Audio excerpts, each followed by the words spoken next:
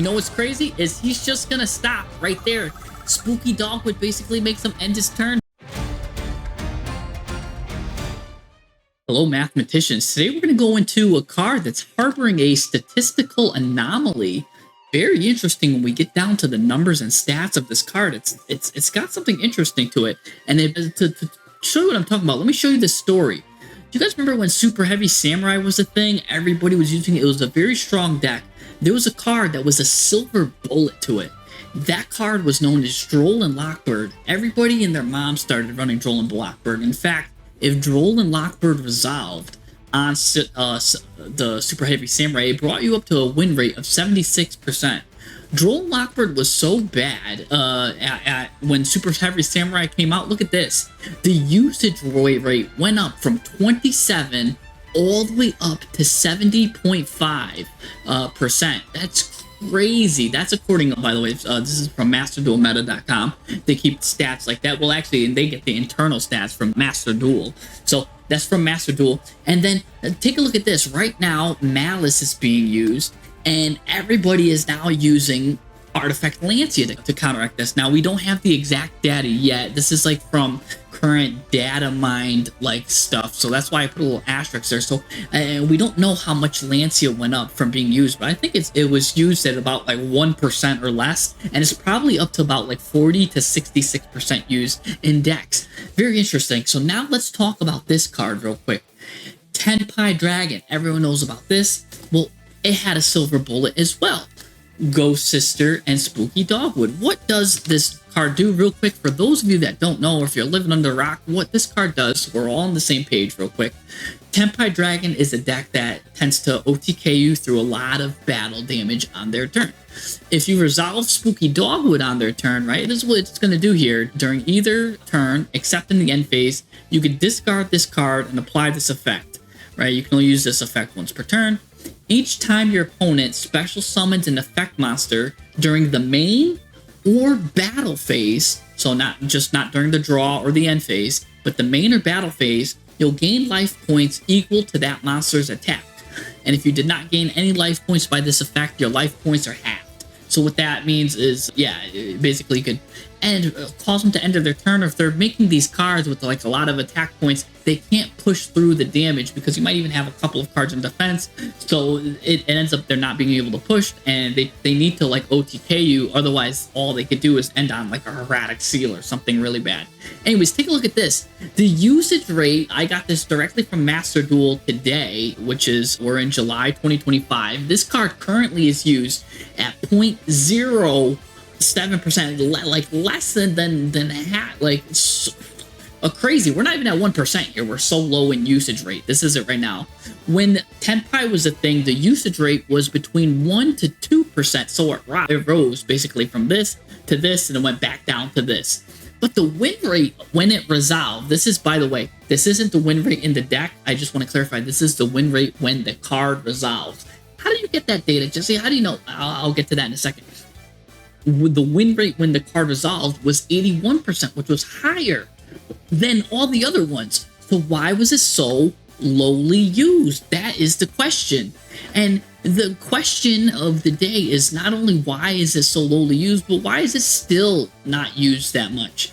So one of the easy answers and the easiest solution is take a look at this, right? Remember, they were using these. Droll had a bit of a usage, 20%. Lancea had a very low usage. But the thing is, in Master Duel, these are only SRs, super rares, while Spooky Dogwood costs a hefty ultra rare slot, right?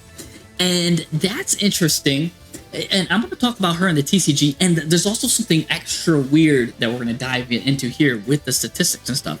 But not only is that an ultra rare, but I found something interesting about that stats, right? It was, I asked my Discord, right? I have a Discord, you could join, I'll leave it in the comments and stuff. People won't pay for format only text if it's a UR, right? If it's a silver bullet, they're not really going to incline to get it if it's an ultra rare, which is why we also don't see winter cherries as well too. But here's the funny part. Even though it's a UR, people, I asked my same Discord, people are hesitant to dismantle these silver bullet texts either because, hey, there could be another format where they're useful. So they won't get them but they also won't dismantle them. So I wonder if that affects the TCG market, where people will not buy them, but if they get it, they won't sell them either. Anyways, so the win rate when resolved, I was talking about this. Untapped GG has a way of measuring cards that when they resolve, they have a certain number of negate impact, and this is where they take their data and go through what like affects win rates and how it resolves. So they have like formulated on all their cards something like this. This is also how I can estimate like the win rates during certain periods of time. So like I can't really see that, but I would have to say that's between what you would think a 20 to 33% win rate anyways. You know what I'm saying? Like, so you could get kind of win rates right here, where if a certain card resolves, you have a very high chance of either winning or losing, and that's correlated to the win rate. So that's why they know that you need to negate these, and they give them either high or low negate. This is from this data comes from Untapped GG. When we look at Spooky Dogwood, her negate data, it's used so little that the negate data is too low in Master Duel. They don't even have like enough data, you know. It's like those paragraph tests, not enough information. But now here's something interesting. We can get win rate data from the TCG when it's resolved, but look at this, Jesse. Why is it so big? Why is it so disparity? 24 to 76, Jesse. You could have done a better job of researching that. No, here's why.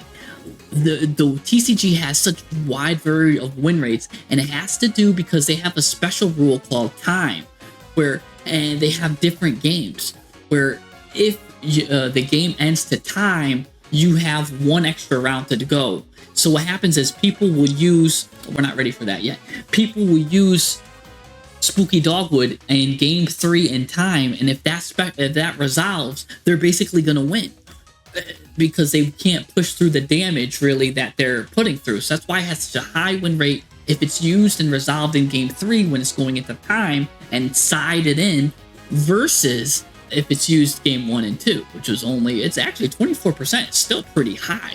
But anyways, I wanted to talk about this. This is also the anomaly here. This is kind of weird. 1 Day of Peace, limited to 1, right? We're talking about this card is so strong and has such a potent win rate when used in these certain stun decks, certain like runic decks, stall decks. This is each player draws a card and then neither player takes damage. It's basically a stall card that's so strong that they had to limit it to 1. Spooky Dogwood is very, very close to doing exactly what this does. Now, and ew, mind you, this even gives your opponent a draw, but it was still so strong that they limited it to 1, because neither player will take damage until the opponent's next turn. I mean, there's other ways to win. You could win by deck out, through whatever alternate summoning conditions, but of course damage is the way 99% of duelists will win their duel. Spooky Dogwood kind of does the same thing as 1 Day of Peace, right? Where if it resolves successfully, it's basically doing what 1 Day of Peace does. It buys you another turn because you're getting a lot of life points, and in some cases, it might even buy you 2 or 3 turns. Sure, there are a minority of decks that can get damage higher than the amount of things that they special summon, right? Like if they're making a card that gains an absurd amount of attack somehow. But most of the ways, 1 Day of Peace is kind of like a small Spooky Dogwood. But then here's the other weird thing, right? There are cards that you could just run to just protect yourself, like Battle Fader and Swift Scarecrow, that would just end the battle phase right there. Nobody uses these cards. Nobody. You know what I'm saying? And the reason why is because you can get a negate out before the battle phase, and now these are useless. So if your opponent gets a card with some kind of monster negate, a simple Apo or Baron the Floor or just any of that, makes these cards useless. You've got trap versions of the same thing, but of course you have to go first for these traps really to be live, because if you go second, they're kind of useless because they're going to have negates and stuff to pop it. So again, pretty rare. I would say Threatening Roar would probably be a bit better, but still same thing. Like very interesting there, but nobody uses them. And then they even have the same thing. They have a lot of XZs where you can make these cards and kind of protect your life points and stuff. These are both rank 1s, but again, you have to go first. interestingly enough, Spooky Dogwood is kind of has the Max C effect, or the Charmy, no, well, more of a Max C, because it can be used going first or second to really simultaneously stack on an advantage. And we don't really see that being used that often. So why, if it's so strong and it's got that, it could be used first, second, why are we not seeing Spooky Dogwood used? Is there any decks that can really take advantage of that kind of like weird nuance? Because again, TCG, we have the 24% win ratio, which is actually a pretty good amount to win if it just resolves. But again, it's probably used in certain decks. So I did a public deck search, which was probably not the smartest thing, because I went on the Yu-Gi-Oh thing and I searched for Dogwood. What decks are using Spooky Dogwood? Complete failure, because it's more like all of these decks were dog water, because all of these decks were whacked. But I searched and scourged, and I found some actually really potent decks that I think where Spooky Dogwood can be used. I'm going to show you them right now. Real quick, before I do show you that, if you do kind of like numbers, talking about text, weird stuff like that, come give us a like for more math, stats. I love doing stats and stuff. I'll be streaming on Twitch. I'm trying to get a schedule going Mondays and Wednesdays from 6 to 8 p.m. EST. I wasn't able to do it this past week because I had something going on, but yeah, we're trying to get to that. We're trying to make partner and stuff and affiliate. So yeah, come join that out. Check out if you like the channel, give it a like and subscribe. Even if you don't like this channel, well then I appreciate you for getting this far. You must have a tendency for using me to go to sleep. So at least if I could talk numbers and you go to sleep, then that's good too. Anyways, so take a look at this. This Exodia deck, I think might have been, I found like some treasure in, you know, you could find one man's trash, another man's treasure. Looking through all that trash, I found this, which was really interesting. This was a deck I found that someone was using, and it's using the Unstoppable Exodia Incarnate. You might see this one face down card, and that's because it's probably taken from an OCG or TCG. Because remember, it's using like a band card and this, so it's probably taken from a different thing. But here's what's cool about Unstoppable Exodia using the Spooky Dogwood is because this card gains attack. When it attacks, you can make this card gain attack equal to your life points. So if you got a bunch of life points from using this, it's pretty much an OTK, even, and it makes you, these millenniums, you pay life points anyways. So very, very interesting there. So she's definitely might have some potency there.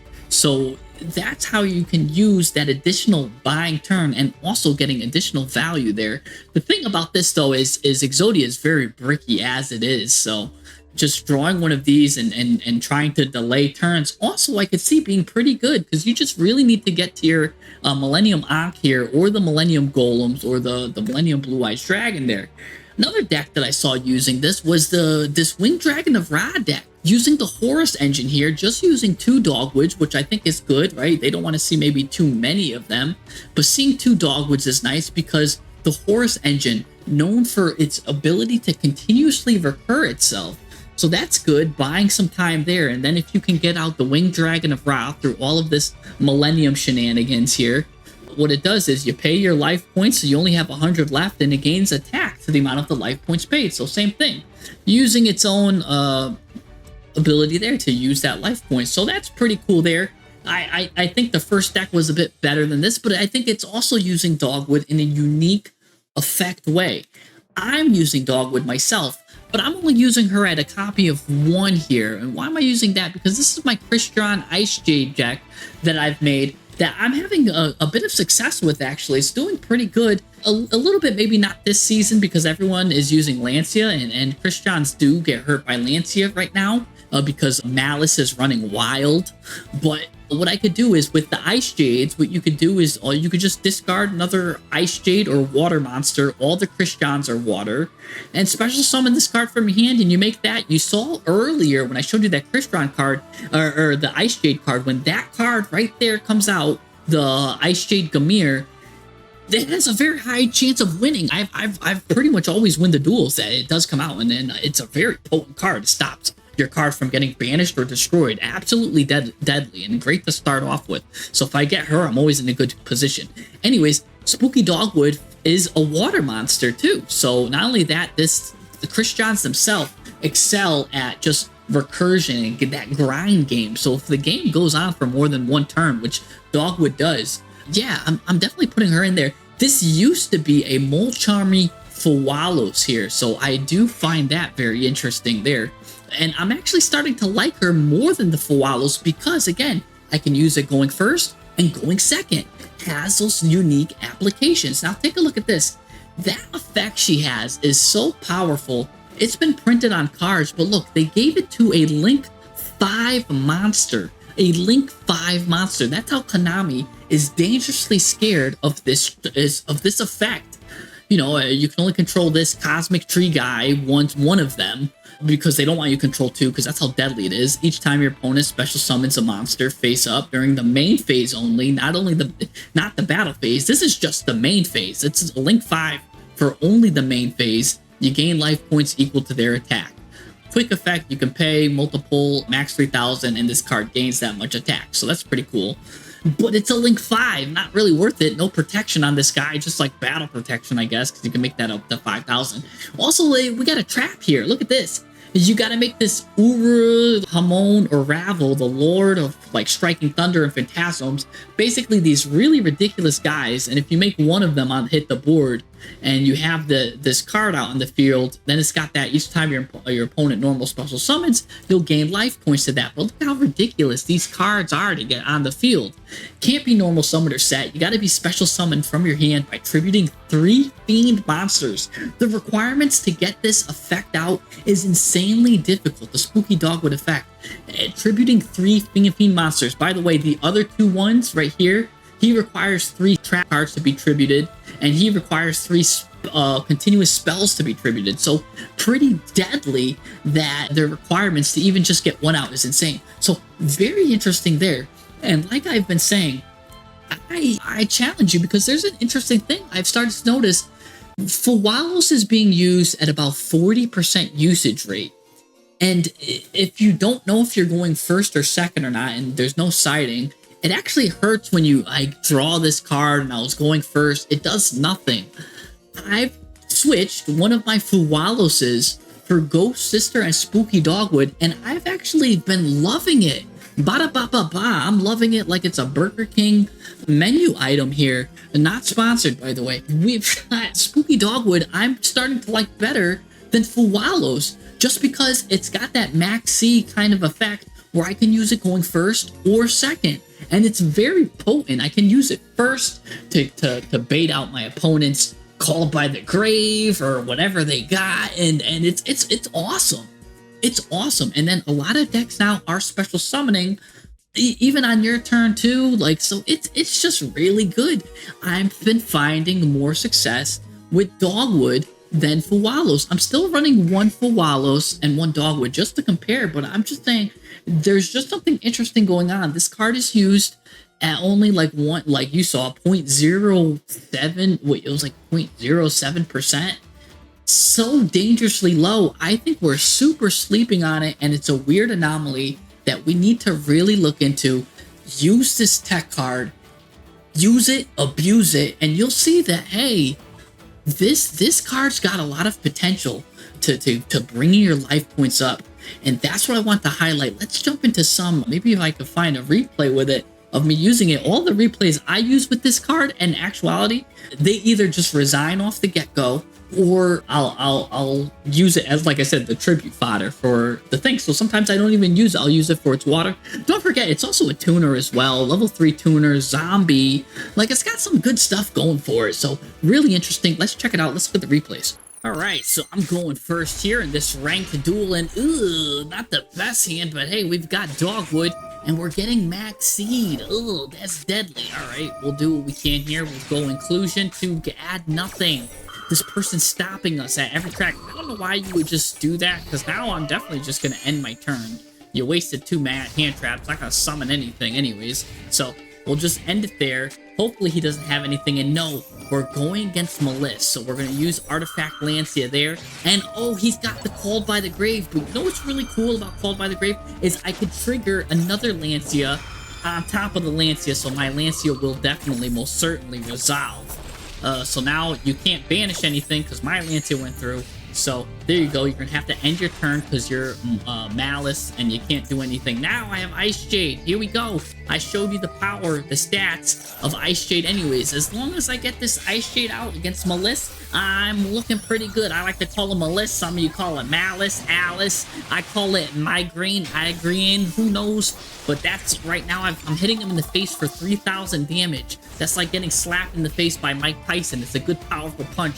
But you know what? He won't knock you out until you get a hit by him. He's just going to end his turn there too, because he only has 2 pathetic cards. Now he has 3 pathetic cards. I only have 2 pathetic cards, but actually they're very powerful cards. Definitely not pathetic. His cards are pathetic, not mine. And so I'm hitting him again for another 3,000. Death by 1,000 cuts. He's going to put a card in defense mode here. Wonder what it could be. Definitely probably some kind of hand trap, because otherwise they most likely have full combo all the time. But we're going to end that there. Going to hit that in defense mode. It was an Ash Blossom, cowering for his life. We've got a Sulfonier. That was the worst card I could have drawn, just because Sulfonier can't combo with Sulfonier. He's going to try to stop me. That means he's got full combo. If he's trying to stop me here, right, he's got full combo, and he does. He's going to banish a Maliss monster from my hand or field, and then he's got full combo. That's the only reason why he'd be doing this. So I'm going to just do this. And yes, he's going to banish this from his hand. Absolutely deadly. That's going to start off this combo here. This card's banished. Going to add one of your banished stuff, whatever. It's Maliss. It's going to be doing that Maliss stuff. Going to add that to his hand. Now he's going to special summon this guy. And you know what? Now it's time for the spooky dog to come out. Now it's time to get spooky, right? And you know what's crazy is he's just gonna stop right there. Spooky Dogwood basically makes him end his turn, because look at that. He didn't want to. This wasn't negated because it kind of played around that. So I still had that live, and this actually was going into effect too. So he couldn't destroy or banish my cards, my monsters. So like it was just deadly. So he just ends his turn. And even though Spooky Dogwood only got me 600 life points there, it ended her turn like it was max C. So anyways, we're going to go through here, use Sulfonier to get that. And basically, it's off to the races now at this point. I've got full combo, and I'm just going against this little squeaky little rabbit. And silly rabbit, tricks are for kids. Go back to eating Trick cereal, because you know what? Spooky Dogwood really scared you too much that you just had to end your turn, or you played suboptimally. Anyways, Spooky Dogwood. Alright, so as I'm trying to climb up to Masters, I haven't gotten to play some Yu-Gi-Oh! In a while, so I'm also going to use this Ragnarika deck, because I'm not in Masters yet, so I don't need to go hard. I can play it easy. And the reason why I want to use this plant deck is because, remember, I have access to the Cosmic Tree Still that has that Spooky Dogwood effect. I'm also using a copy of Spooky Dogwood here because I could grow, while I do this combo, I can naturally draw a Spooky Dogwood because they do a lot of drawing effects. Anyways, I'm going to go and do a lot of link climbing. That's what they do. They excel at link climbing.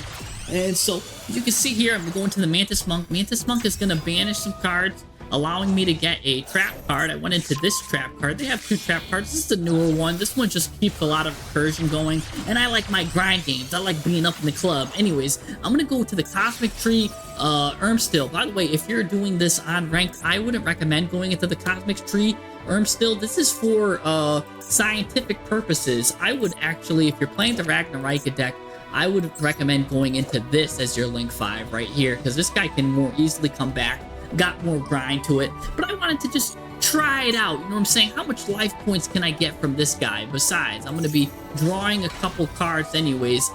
With this, I'll put this guy out, and I'll have 2 different things on the field. What that means, I can draw 2 because of the Wicked Butterfly.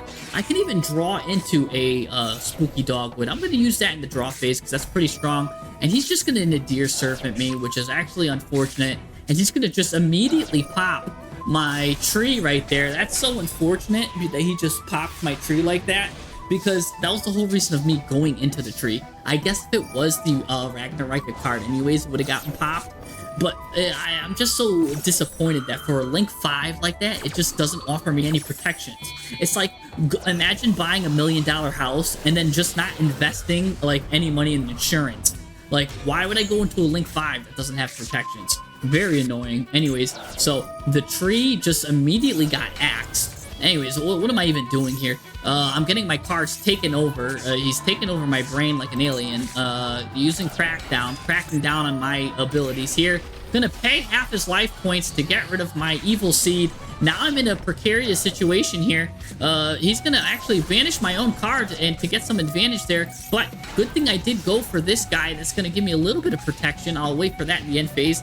So I'm blocked, and oh, he's gonna go into this. This is a stun deck in disguise the whole time. And absolutely deadly because Ragnarika cannot play under stun whatsoever. Every single one of my cards needs to get special summoned. So this is absolutely very deadly. Not only that, I gave myself a suboptimal route, but at least what I could do is I could bring the tree back for maybe future use and I get to reset itself. That's why I like a bit of a grind game. But the thing is, I can't special summon this card anymore because if you guys don't know, Vanity's Fiend says neither player can special summon monsters. So he's really trying to lock me out now with this 2,100 attack monster. Normally it's got 2,400, but at least my continuous spell is lowering his attack by 300 a little bit. It's gonna also buff up my plants. Rose Girl's not really gonna be able to do anything, so I'm gonna add my Ragnarika Evil Seed. I can send Rose Girl to the graveyard. Want to know what's pretty cute about this though? I will be able to get another one of these. I just need to slowly work to lower this guy's attack little by little. We'll banish this to draw a card later in the end phase. Oh, and by the way, Rose Girl can just always add herself back to my hand. You know me, I'm all about that grind, baby. And so I'll just end my turn there. Forbidden Droplets, exactly what I need. That's what I'm talking about, Wicked Butterfly. Draw me into what I need, but oh, I'm in a bad situation here because now he gets the Great Sandsea Golgonda here. So now if anything gets destroyed by battle or card effect, he can send a fusion monster that mentions Fallen of Albaz to protect it instead. And yeah, so he's got a little couple of things there. So now he's got this lock going on. An 1800 attack monster now, that's not too bad. I could probably beat over that too with a lot of my monsters. Anyways, we're gonna look for another Ragnarika here. We're gonna send Rose Girl to the graveyard, and you know, Rose Girl is so loyal to me. I'll send that to the graveyard too, by the way. That has a really good graveyard effect attack. So we'll cut that guy's attack in half. Now able to special summon monsters, baby. But he's gonna Maxi. He's gonna try to do that. Well, while Maxi is out, I'm able to special summon monsters. Now here comes my trap, baby, coming back from the grave like it was Thriller, Michael Jackson. Anyways, now I'll get a real Mushroom Man here to show you what's going on. Now that the Mushroom Man is here, I'll just turn him into dust because I'll get a real guy coming up here. Now I'll show you the power of Pine Saw, baby, because I've got 2,900 attacks. He saw the writing on the wall. He didn't even want to get rid of the card because, you know, I was still going to double attack him, smack him, whack him, give him the slap him, bap him. Anyways, that Cosmic Tree did absolutely nothing. I would never recommend going that card unless you got a card to protect it. But you know, as soon as that card was out, though, he went for it immediately, just showing how powerful that effect was that he couldn't leave it on the board. He was scared about that card. So it's got a great effect. The Spooky Dogwood effect is absolutely devastating. I've got some more replays using Spooky Dogwood, but again, they just resign. Either they resign immediately, so it's got that Maxi effect where if it goes through, they kind of like just resign, or they end their turn, or my other replays, I just use as fodder for Crystron to send it to the graveyard because it's a water, and I just win that way. Anyways, I do think giving Spooky Dogwater a try, trade it, take out one copy of Molchummy Fuallos and slot in one copy of Dogwood, and let me know in the comments if Dogwood is giving you results like it is for me. I love it. It's actually been coming in clutch. But again, I'm using it for other purposes too. I'm using it for its water element.